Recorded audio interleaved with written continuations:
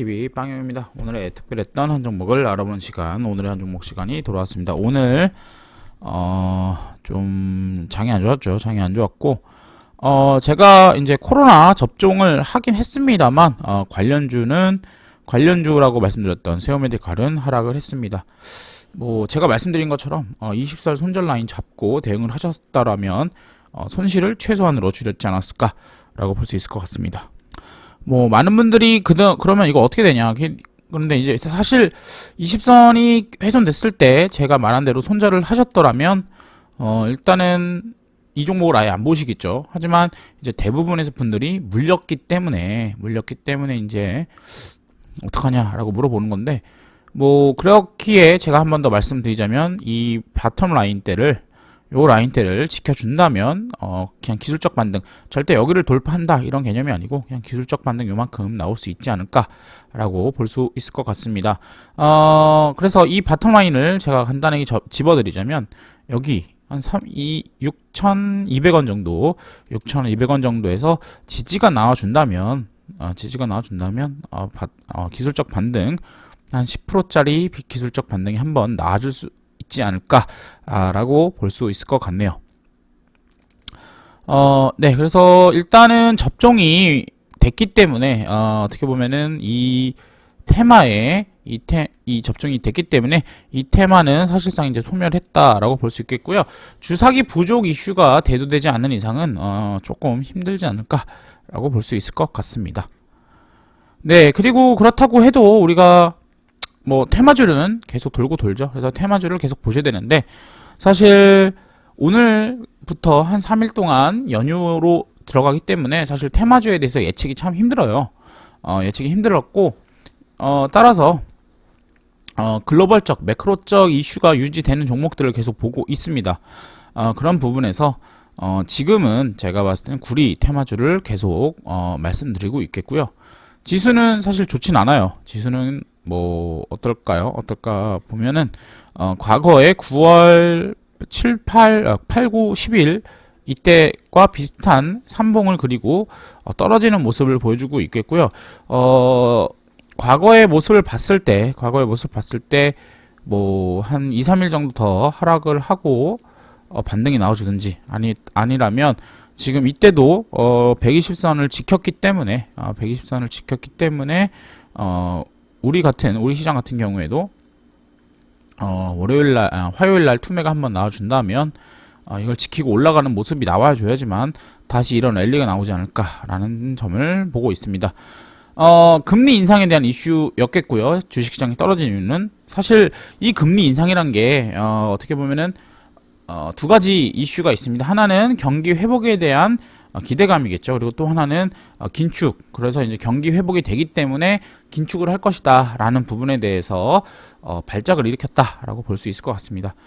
뭐 사실 어디다가 포인트를 두냐에 따라 다르죠. 이렇게 유동성 풀린 장에서 긴축이 시작된다면 유동성의 문제 때문에 더 빠지지 않을까라는 부분이 있겠고, 또는 어떤 분들은 이 경기 회복 기대감이 있다. 그렇다면 결국은 경기는 도는 거기 때문에 이 경기 회복, 경기 민감주에 대해서 봐야 된다라는 관점을 갖고 있겠죠. 그런 시그널로서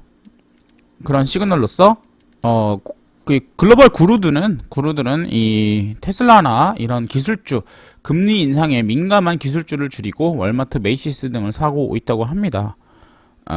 이 부분이 왜 중요하냐라는 부분에 대해서 나오죠. 뭘 샀냐? 뭐 에너지, 소비재, 금융 이런 거 산다. 결국은 이 시장이 끝났다라는 개념이 아니라 어떤 성격이 바뀌어지고 있다. 금리가 올라가는 것은 결국은 소비가 되살아난다라는 부분을 보고 있으며, 그렇기 때문에 이런 소비재들을 사고 있다라는 부분이 있겠고요.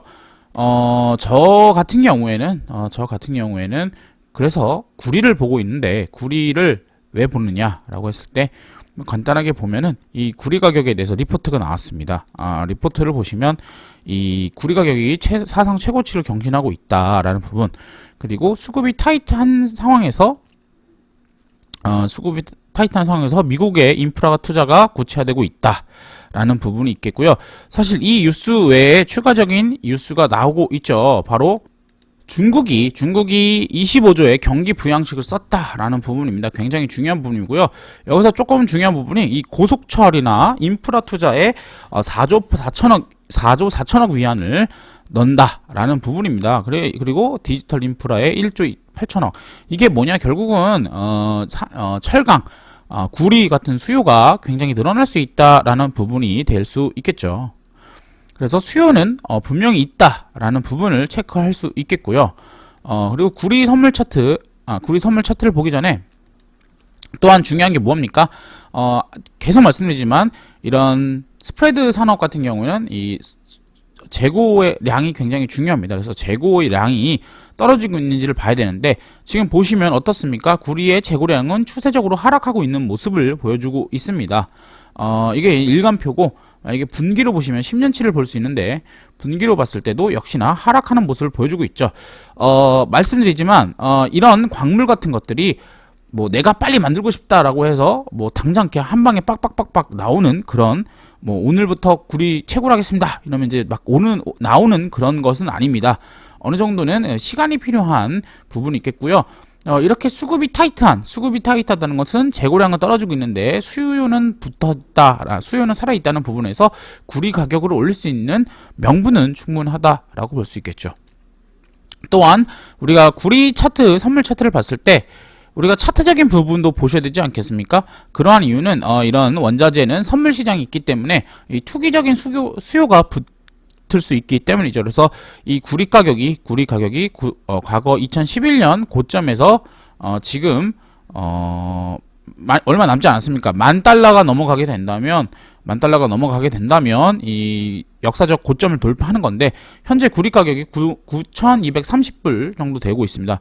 뭐 10% 정도는 언제든지 뭐 한 일주일에서 1년 내에 돌파할 수 있는, 그러니까 오랜 시간이 걸리지 않고 돌파할 수 있는 아주 가벼운 구간이기 때문에 이런 추세가 꺾이지 않은 상태에서 이 종목이 끝났다, 이 섹터가 끝났다라고 하기는 좀 어려운 부분이 있겠고요. 물론 우리가 일봉으로 봤을 때 3월 저점 4,000불을 4,000불을 찍고 지금 거의 2배 정도 오른 상태인데 이틀 동안은 조정을 받았지만 아시다시피 조정을 받는 구간이 한 보름, 한 3-4달 될 수도 있습니다.